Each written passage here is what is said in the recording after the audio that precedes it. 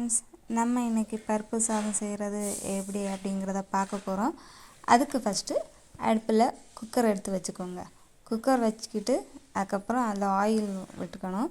ஒரு 5 table spoon oil ஊற்றிக்கோங்க. அதில் என்ன ஆயிலாக இருந்தாலும் coconut oil, palm oil, refined oil, எந்த ஆயில் வேணும்னாலும் ஊற்றிக்கலாம்.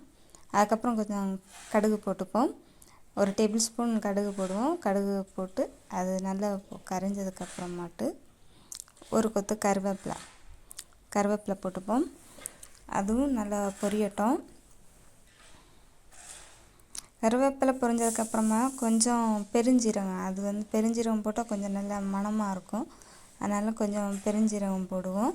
அதுக்கப்புறம் நான் என்ன பண்ணுவேன்னா கொஞ்சம் ஓமம் போடுவோம்.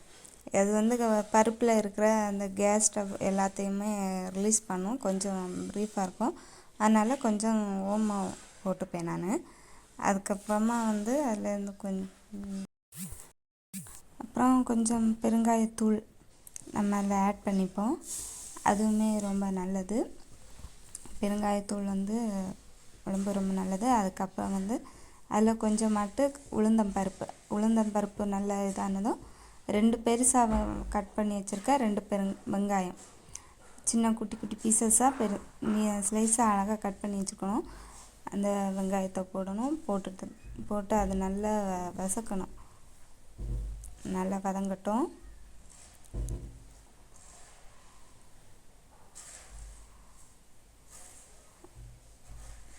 ஆனியன் நல்லா பொன்னிறமாக வதங்கணும். அது வரைக்கும் நம்ம வதக்கிட்டு இருக்கணும். அந்த ஆனியன் நல்லா வதங்கின அப்புறம் 2 மிளகாய், வரமிளகாய் 2, பச்சை மிளகாய் 2, ரெண்டையும் கூட சேர்த்து நல்லா இது பண்ணிக்கணும். அதுக்கப்புறம் ஒரு 10 பல் பூண்டு தோல் உரித்து வச்சு 10 பல் பூண்டு அதுக்கு கூட போட்டு நல்லா வதக்கி எடுத்துட்டுருக்கணும். அது நல்லா வதங்கட்டும். வதங்குறது முன்னாடி நம்ம 2 பெரிய தக்காளி பீசஸாக கட் பண்ணி வச்சுருக்கணும். அந்த 2 தக்காளியும் இதெல்லாம் வதங்கினதும் 2 தக்காளி அதில் போட்டு நல்லா வேக வைக்கணும். அதுவுமே நல்லா வதங்கணும். அது வதங்கிட்டே இருக்கட்டும்.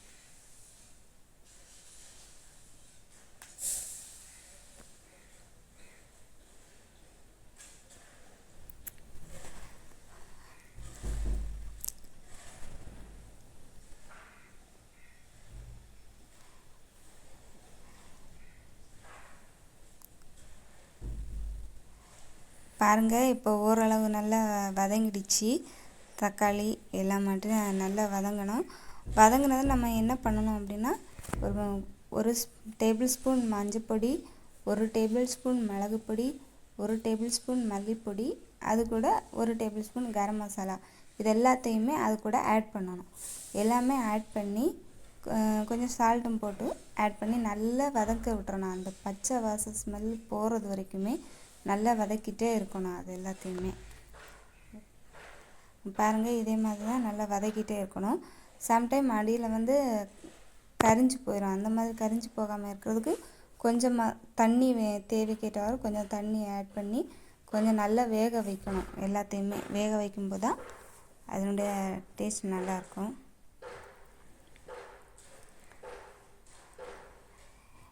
இப்போ பாருங்கள், ஓரளவு எல்லாமே வந்துடுச்சு.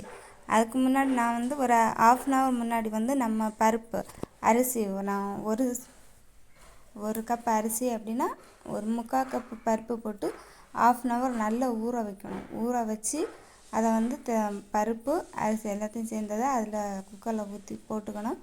போட்டுட்டுக்கப்புறம் 1:2 விதத்தில் நம்ம 4 கப்பு தண்ணி ஊற்றிருக்கோம். 4 கப் தண்ணி ஊற்றி கருவேப்பிலையை போட்டு அப்படியே மூடி எடுத்து நல்லா மூடி வச்சுக்கணும். மூடி வச்சுட்டு ஒரு 5 விசில்ஸ் அடிக்கணும். 5 விசில் அடிக்கிறது வரைக்குமே அப்படியே மூடி வச்சுப்போம். அது நல்லா வேகட்டும்.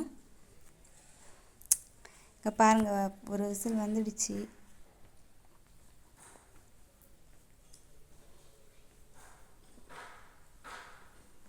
அதுக்கப்புறம் 5 விசில் வந்துடுச்சு. அதை எடுத்து தானாகவே ஏர் ரிலீஸ் ஆகிறது வரைக்கும் அதை அப்படியே வச்சுக்கணும். வச்சுட்டு இப்போ ஓப்பன் பண்ணி பார்த்து அழகாக மணக்க பருப்பு சாதம் ரெடி.